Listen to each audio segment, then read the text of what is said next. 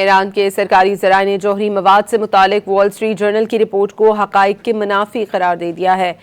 ایرانی خبر ایجنسی کے مطابق جوہری مواد سے متعلق امریکی اخبار کی رپورٹ کے اہم نکات گمراہ کن ہیں۔ ذرائع کے مطابق ایران کے جواب کا اصل متن تھا کہ تمام محاذوں پر فوری جنگ بندی کی جائے، امریکہ سے تیل برآمدات سمیت تمام پابندیاں ختم کرنے کا مطالبہ کیا گیا، مفاہمتی یادداشت پر دستخط ہوتے ہی بحری ناکہ بندی ختم کرنے کا بھی مطالبہ کیا گیا۔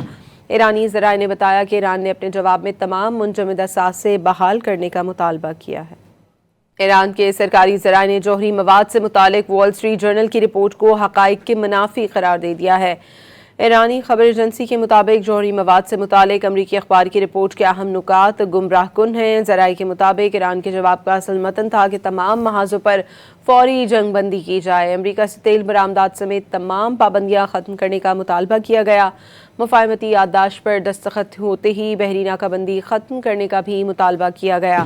ایرانی ذرائع نے بتایا کہ ایران نے اپنے جواب میں تمام منجمد اثاثے بحال کرنے کا مطالبہ کیا ہے۔